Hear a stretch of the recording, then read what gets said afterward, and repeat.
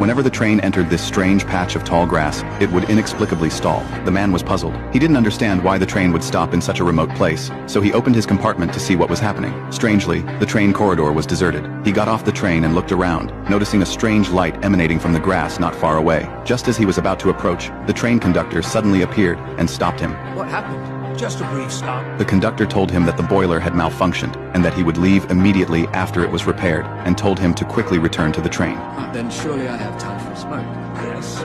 But only warned him not to leave the railway tracks, and that he would be called back on the train once it was repaired. But if the man hadn't boarded after being reminded twice, the train would depart. The man found his words strange, but didn't think much of it. He had just lit a cigarette when he saw the strange light again. Even stranger, the light was moving. Intrigued, the man ignored the conductor's warnings and followed. However, just as he was about to uncover the light's true nature, it suddenly disappeared. This made the man even more curious. Then, the conductor announced the train was about to depart. Left with no choice, he suppressed his curiosity and prepared to turn back. But suddenly, a strange figure flashed through the bushes. The man became frightened. He immediately turned back, but the dense grass blocked his view. He walked for a long time, but still couldn't see the train. He jumped up in panic and shouted. Just then, the train conductor's voice came again. The man knew the train was about to leave, so he ran towards the sound. But no matter how fast he ran, he couldn't escape the tall grass. At the same time, the eerie figure reappeared. The man pushed aside the glowing grass again, and finally discovered that the glowing thing was a monster without features. Even more terrifying, there were several monsters around. The monsters launched a fierce attack on the man.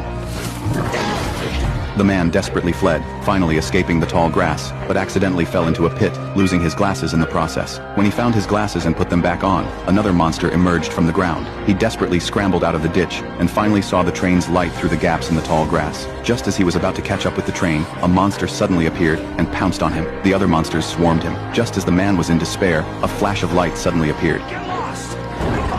It turned out to be the train conductor, coming to rescue him with a torch. These monsters seemed afraid of fire. With the conductor's help, the man successfully escaped and boarded the train at the last moment. The man lay on the train, still shaken. After a long time, he asked what the monsters were. Most of them used to be people.